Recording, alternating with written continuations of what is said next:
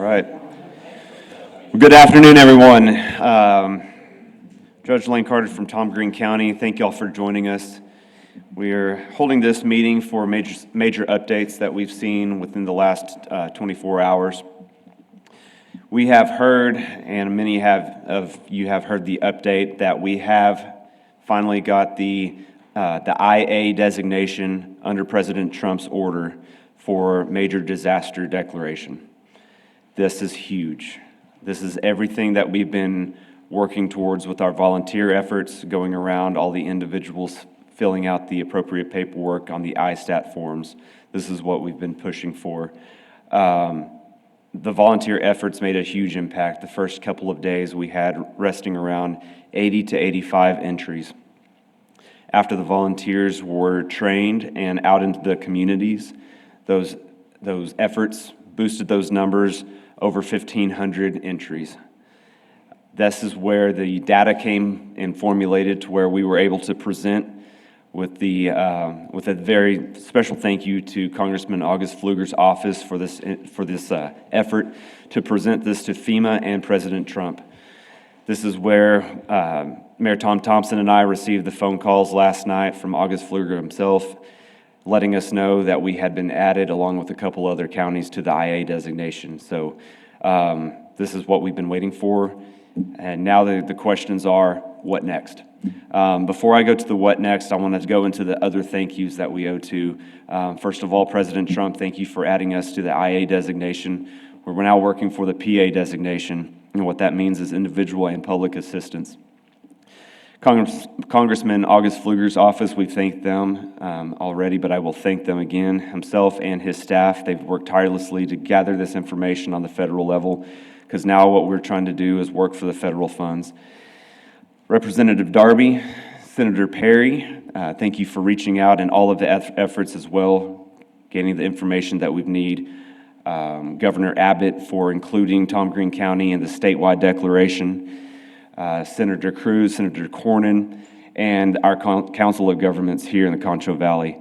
All of these individuals and the governmental agencies have worked their tails off over the last week. We are 1 week out. It is kind of crazy to think that we're standing here a week later after all of the disastrous floods that we've seen in the Concho Valley and the hill country of the state of Texas. I'm going to go into a little bit of the county remarks before I go into the what's next. We're finding out now with individuals in specific areas, they're reaching out saying, I haven't seen anybody. And we're finding out these roads that have been impacted that we did not know were impacted initially. Do not hesitate if you are out in the outlying county, do not hesitate to reach out to us to inform us that you were affected by these floods. We will update the map. That way individuals and resources can reach out to you to make sure that you are gaining the assistance needed. This is including Grape Creek, Water Valley, Carlsbad, Quail Valley, the city of Miles, the portion of Tom Green County that's below there, down by the river. If there's anywhere else that's out there, please reach out to us and let us know that you were affected. Now going into the what's next. Now that we've had the federal designation, a lot of people are wondering what's coming. Is FEMA coming? First of all, continue to fill out your ISTAT forms. This is only going to help us in the long run. Jose Rivera, which is our emergency management coordinator, is going to address the actual what's next, going into how to fill out the paperwork, where to go, and what if you need assistance doing that, where to reach out. If you are affected, do not hesitate to reach out to 211 for information. They're going off of a mapping system right now, and from that initial mapping that we had designated. If your street was affected and it's not on that map, it can be added to it.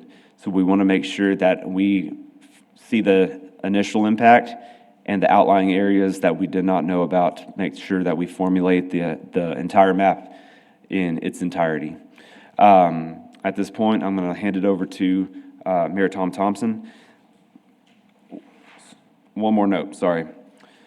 Our DRC, currently at Paul Ann Baptist Church, is going to be moved after today at 6 p.m.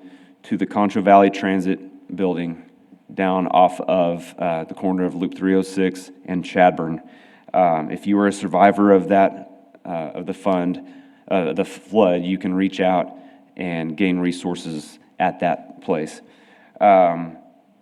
Individuals that are still looking at monetary donations, San Angelo Area Foundation, they're still being the fiduciary agent for the monetary donations coming in. We owe a tremendous thanks for them for taking on that task. So, Mayor Thompson, on to you. Once again, I want to thank everybody being for here. We're 7 days in, all right, folks, and this is where it comes time that we address recovery. And as I said before, it's going to depend more upon our execution from these days forward. Is how people remembers and see what happened. Once again, I thank all the staff and volunteers. It's been great. We need to continue the ISTAT investment, but I want everybody to understand our job is not done. Okay, this is just really the first step. The FEMA declaration opens a door for us to move forward.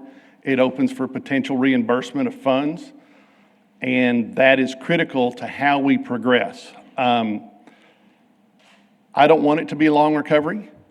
I don't want to see this thing take months. I would love for it to be done in 60 days. I'd love for it to be done in 4 weeks. We are getting a lot of overflow coming out of Kerrville and that area of volunteers and supplies. At this point, logistically, it's become difficult to manage because we don't know where we have capacity. Right now, I want to talk about what's for the citizens and what can they do, the people in need. It's time, in my opinion, you're going to see us quit patting ourselves on the back, and it's now focused on the citizens, extremely getting you back into your households, getting you shelter, getting you the needs that you have fulfilled as soon, as quick as we can. I'm going to flip this over to Jose Rivera and let Jose talk about a little bit of what we're going to see, ISTAT, PSTAT, and I think more importantly, there's a lot of people that have reached out inquiring about mucking their houses, cleaning their houses. We've got more chances of rain coming in Saturday night and through Sunday. Not supposed to be large amounts, but we've seen a forecast like that before, and there's things you just can't prepare for. So with that, I want to turn it over to Jose Rivera.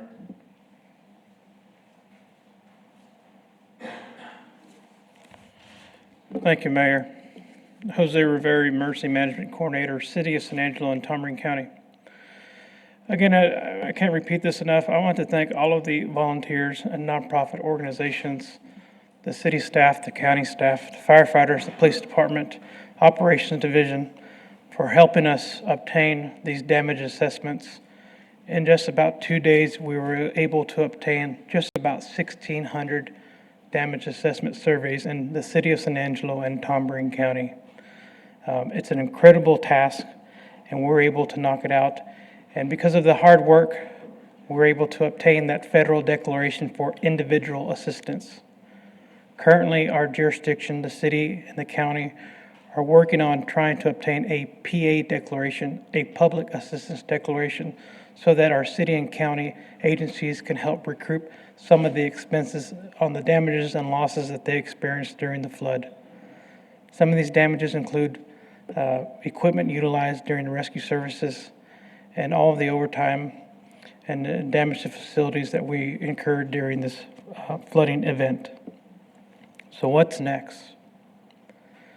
As a FEMA declared county now, FEMA assistance is now open to all residents in the city of San Angelo and Tom Ring County. What is FEMA individual assistance? FEMA individual assistance may help the survivor be eligible for home repair, rental assistance, housing assistance, and personal property. How do you apply for FEMA individual assistance? We direct all survivors to go to damageassistance.gov to submit your individual assistance application for FEMA aid. Moving into next week, starting on Monday from 12 p.m. to 6 p.m., the Damage Resource Center will be moved from Paulan to the Concho Valley Transit District Annex Building right here off North Chadburn and Loop 306, Houston Hart. So from 12 p.m. to 6 p.m., we're going to have our nonprofits there. We're going to have personnel there and volunteers assisting survivors with filling out their FEMA I declaration paperwork. We've also put a request in to FEMA to send FEMA staff to San Angelo, to send FEMA caseworkers to San Angelo to help survivors of San Angelo and Tom Ring County fill out this FEMA paperwork. It can be quite a task, but that's why we're requesting these resources now to come into our community. They will also be staged there at the Contra Valley Transit District building once they arrive. Some developing news this afternoon. Tom Ring County and the city of San Angelo received an SBA declaration.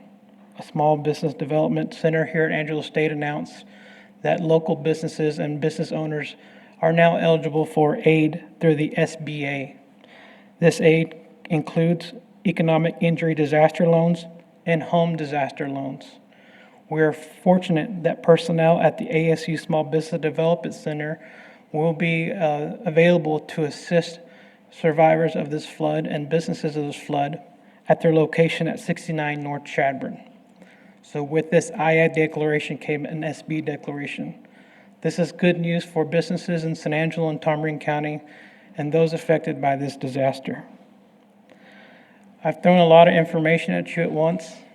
I do want to remind the citizens of San Angelo and Tom Ring County that all of this information, all of the resources, and everything we've been talking about lives at one place, and that is sanangelo.gov/July 4th.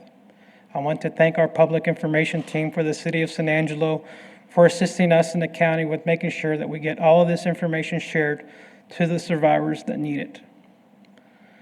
Without further ado, I'd like to introduce Efren from the City of El Paso Fire Department. He's going to make a quick comment in Spanish to translate the things I discussed quickly in Spanish to the survivors here in San Angelo and Tom Ring County. Efren. Sí, buenas tardes, mi nombre es Efraín García, estoy aquí del Departamento de Bomberos del Paso, Texas. Como dijo José, la ciudad de San Angelo ha logrado obtener la asistencia financiera de FEMA. Lo que es esto es asistencia para el hogar, asistencia para su renta o la vivienda o personal. Si han afectado en eso, en cualquier, en esos categorías, la asistencia de FEMA le van a ayudar. Y pueden hacer esto. Les pedimos que la asistencia que han tomado hasta hoy, que traten de tomar todo en cuenta y reportar todo a FEMA, porque esa asistencia va a seguir con la que le van a dar. Si no lo reportan, puedes ver que no van a agarrar lo que se espera. La asistencia individual se puede encontrar en la página de sanangelo.gov el 4 de julio. Ahí es la página donde pueden encontrar la información de FEMA. También la ciudad ha podido embrasar el desastre de pequeño económico de los negocios. Lo que esto es su negocio ha sufrido daño a edificio o económico, pueden enviar con FEMA y le pueden dar esa asistencia igual como en el hogar de sus casas. Y toda esa información se encuentra en la página de sanangelo.gov. Pero si no pueden llenar las formas, si tienen problemas con las formas, pueden ir a la estación de autobuses. De lunes a viernes, de 12 de la tarde a 6 de la tarde, van a estar voluntarios ahí para ayudarles a llenar las formas, porque sí es un poco difícil para llenar todas las formas y las informaciones que le piden. Esos son entonces de 12 a 6, lunes a viernes, van a estar en la estación de autobuses y ahí le pueden ayudar en lo que se necesita para ustedes. Gracias.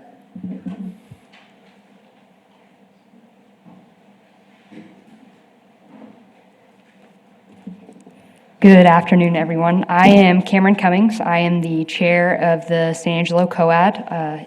On my normal days, when we're not dealing with disasters, I also am a director at United Way of the Contra Valley here locally. So we're going to give you a brief update about kind of what the COAD has done over the last 7 days, which is, I can't believe it's been 7 days, quite frankly. And then we're going to kind of give you an update on what the next couple weeks will look like, what the next month or months look like for this community and some of our individuals that have survived this flood.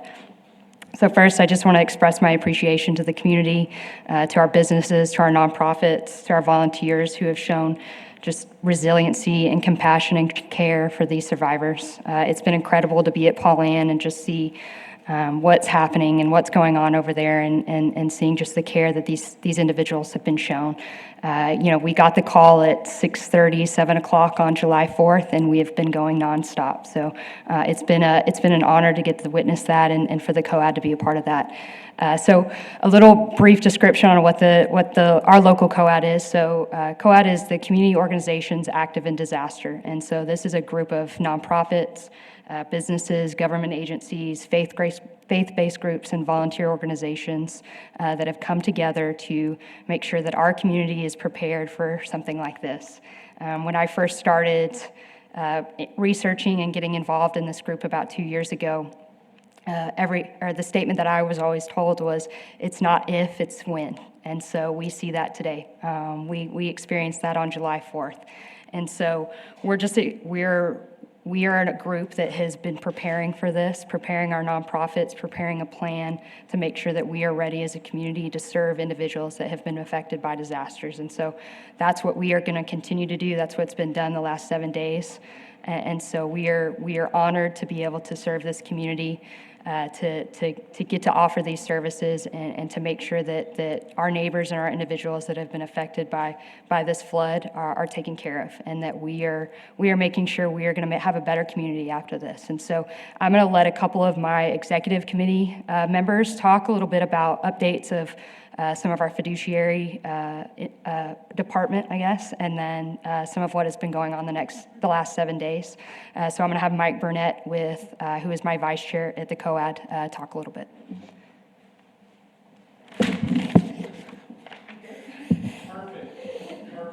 It's all the pirate in me. Sorry, wow. Hey. I'm Mike Burnett. I'm the executive director and apparently a klutz at the Concho Valley Community Action Agency. In community action, we talk a lot about embodying the spirit of hope and helping people, and that's what we have seen over the last 7 days. Our community has been in action. We are giving hope to people who thought they had lost hope when their homes were flooded, and we are helping a lot of people. As Cameron said, from that first call on Friday morning, within 5 hours, we had services and assistance stood up at Paul Land Baptist Church, and a huge shout out to them for them opening their building for this past 7 days, allowing thousands of people to come through and offer that assistance. They've been great partners in this. At the Paul Land Church, we've been able to give hot food, shelf-stable food, diapers, clothes, offer services, housing vouchers, financial assistance, different groups helping fill out the ISTAT, all the different kind of pieces and documentation that's been going on for the last 7 days. At Paul Land, this is as of 8 a.m. this morning, we have seen just shy of 800 households come through Paul Land in 7 days, and that's not representing over 1,900 individuals. So that many folks have been getting that assistance out at Paul Land. In addition, we've placed 140 households into an emergency shelter. We're doing non-congregate shelter at hotels. The emergency shelter at the Salvation Army has been on standby for any kind of overflow or urgent need, but we haven't had to utilize that just yet. And then we have hundreds and hundreds of volunteers that have been coming from Paul Land, from all over the community to help us organize this, sort clothes, sort food. Concho Valley Turning Point and their team have been essential in this. They have opened up their warehouse to help sort donations and things like that. The next step that we are looking at is what is affectionately known as muck and gut, but this is the cleaning out of houses, and this has already been going on. The COAD, our coordinator of this effort, is Stephanie Hamby from Galilee CDC. She is overseeing this. We are taking the ISTAT data, the data from the city, trying to create one specific list of who all needs to be cleaned out. Stephanie is working with that. We have 6 approved teams that we have vetted as a COAD to go out. First is TLC from here in San Angelo, and then 5 national teams, Team Rubicon, Samaritan's Purse, Minutemen Disaster Relief, God's Pit Crew, and Texans on Mission. They are on hand, they are moving in this weekend, and they will help with that clean out effort. We know there are local organizations that are helping doing clean out of their friends and families. We do not want to discourage that. You can keep doing that. All we are asking is that you coordinate with us so that we can check those names off the list and move folk and help to stop so that we don't duplicate services on that. On the utility side, CVCAA has contacted all of our utility providers in the area and made arrangements for them to not disconnect. So folks we've received a lot of calls of, I'm not in my house, I'm worried about my power being cut off when I get back, I'm not sure if I'll be able to turn it back on.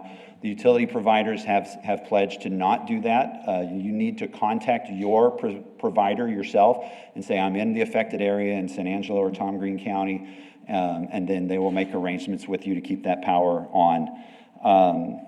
The Red Cross has been here on hand as well. They're going to be providing ongoing case management for folks moving out of the shelters back into some kind of permanent housing.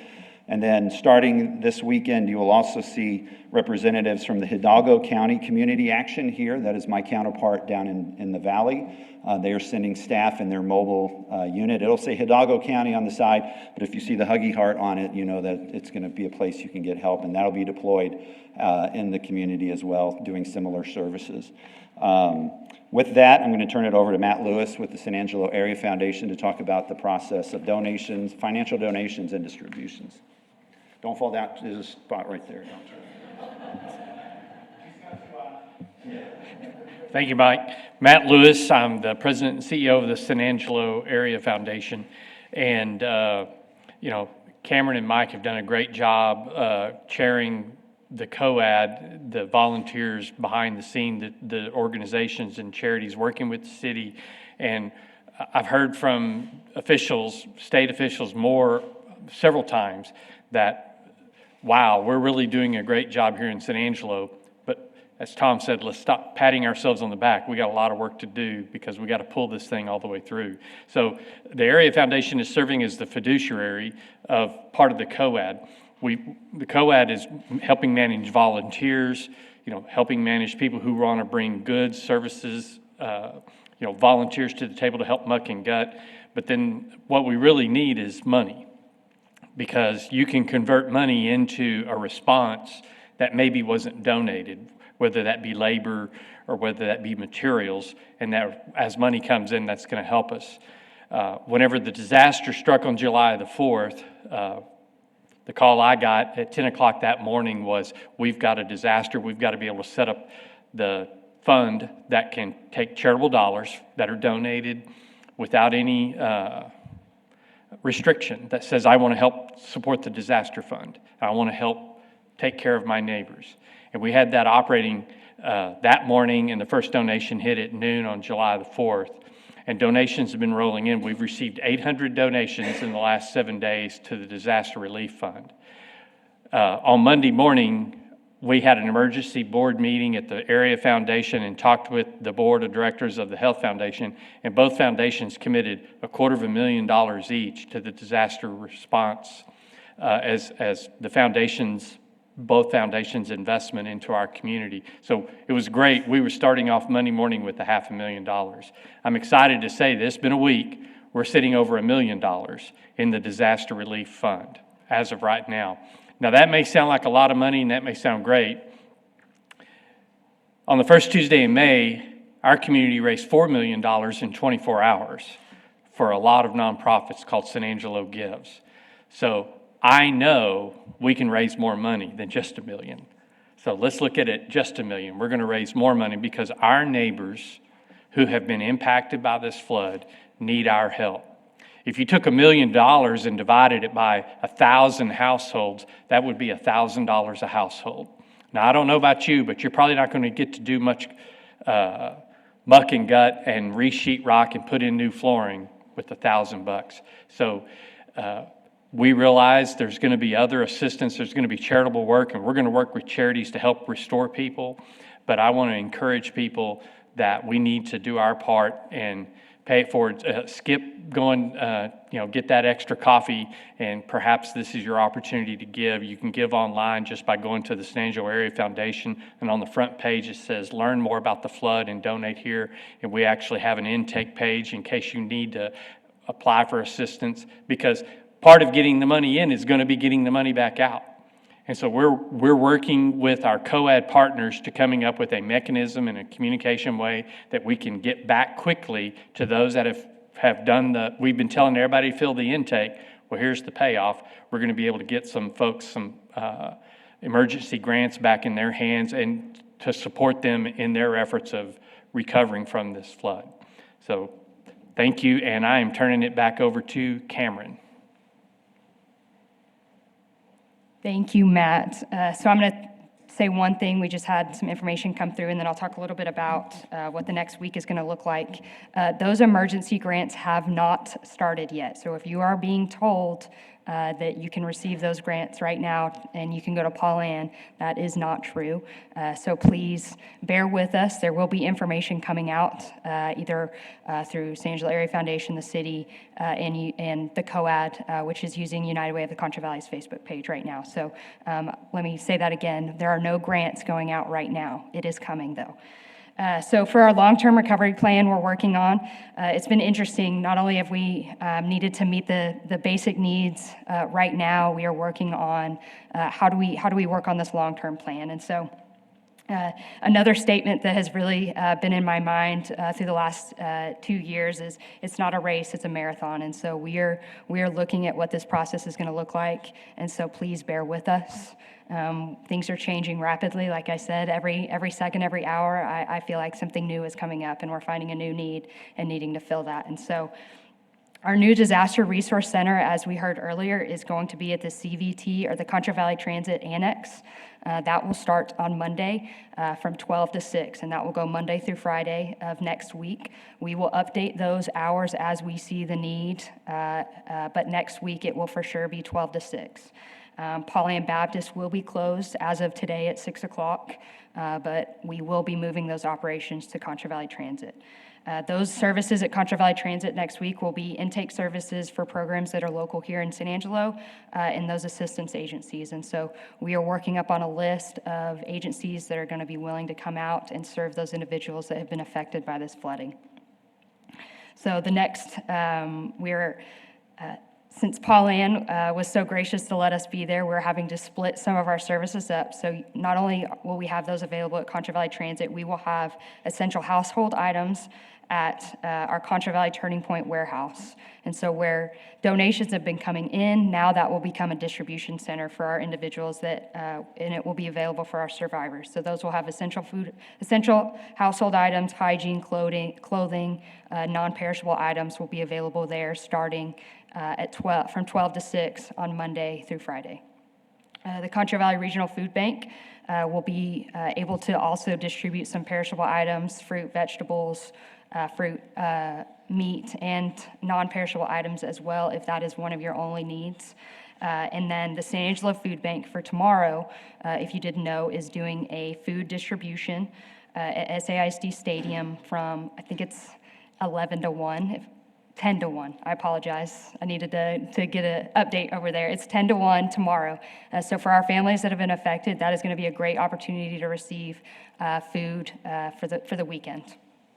Our website and social media of United Way of the Contra Valley and the City of San Angelo are going to be the places that we encourage you to find all information and updates about services for our survivors, volunteer opportunities, and donations.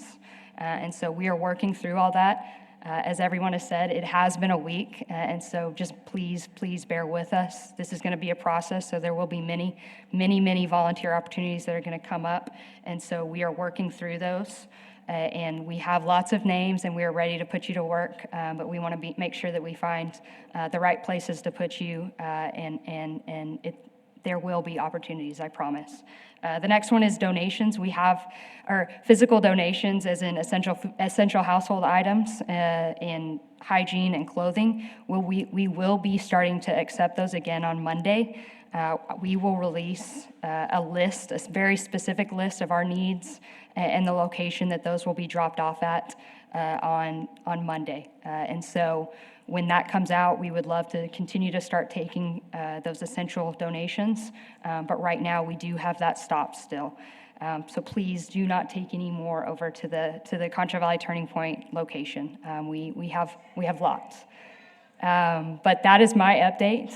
If and when we have additional information, like I said, those will be on the United Way of the Concho Valley Facebook page, the City of San Angelo Facebook page, and then our websites as well. So I'm going to turn it over to Chief Griffith, and he has a lovely update, I'm sure, as well. Thank you so much, Cameron. I just want to say real quick, the media, and appreciate y'all guys being here, sharing this information. It helps us get it out to the public. Say thank you to the public that's sharing social media.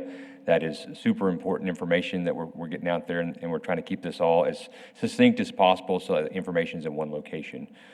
Yesterday, I spent most of the day with my team working on surveying the affected areas, not so much for a response to the disaster, but it is to what we need to bring our map down to a more restricted areas that we've been talking about. We're wanting to make those smaller.